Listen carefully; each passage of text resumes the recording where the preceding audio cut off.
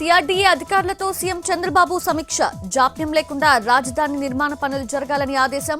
Pending లో ఉన్న returnable ప్లాట్లను త్వరగా రిజిస్ట్రేషన్ చేయాలని సూచన. ఇకపై ప్రతి 15 రోజులకు ఒకసారి రాజధానిపై సమీక్ష చేస్తానన్న సీఎం.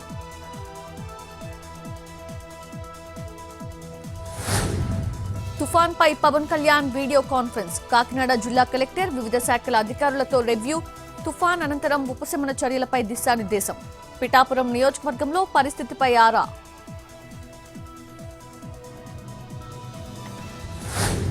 ఏపీ లిక్కో కేసులో కీలక పరిణామం. నిందితుల ఆస్తుల అటాచ్మెంట్ కి ఏసీబీ కోర్టు అనుమతి. 11 మంది నిందితులకు వారెంట్లు జారీ చేయనున్న సిట్.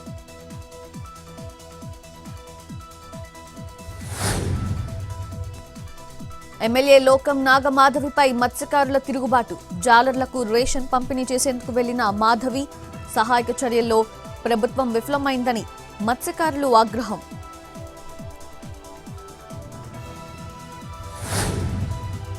జూబ్లీహిల్స్ నియోజకవర్గంలో బీజేపీ ప్రచారం. ఎర్రగడ్డలో కాలేజీ యువతులు వినూత్న ర్యాలీ. ఎన్నికల హామీలను మరిచారంటూ సీఎం రేవంత్ పై విమర్శలు.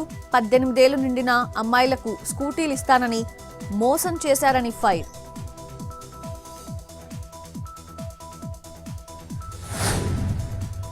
యాదాద్రి జిల్లాలో గవర్నర్ జిష్ణుదేవ్ శర్మ పర్యటన.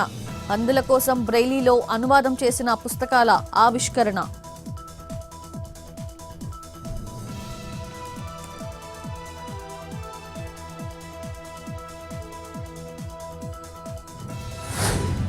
కర్నూలు జిల్లా మంత్రాలయంలో ఓ యువకుడి హల్చల్. కుటుంబ కలహాలతో ఆత్మహత్య చేసుకుంటానంటూ టవరెక్కిన యువకుడు. గతంలోనూ టవరెక్కి ఆత్మహత్యాయత్నానికి పాల్పడ్డ మోహన్.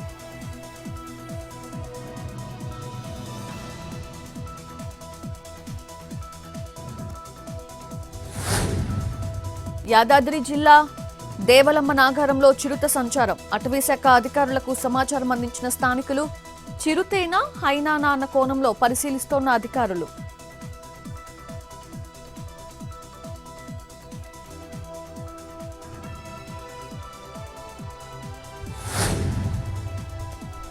కాకినాడ జిల్లా అన్నవరంలో పోలీసుల దాడులు.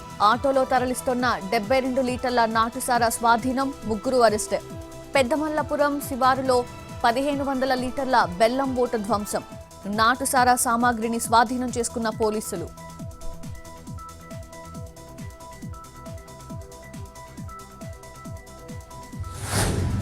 శ్రీశైలం జలాశయానికి భారీగా వరద ప్రవాహం. జూరాల, సుంకేసుల, హంద్రి నుండి వచ్చి చేరుతున్న వరద. రేడియల్ క్రస్ట్ గేట్ ఎత్తి దిగువకు నీటి విడుదల.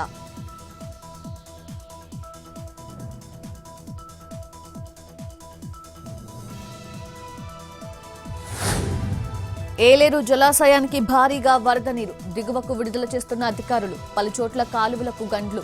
ఇప్పటికే నీట మునిగిన వేలాది ఎకరాల్లో పంటలు. ఆందోళనలో రైతులు.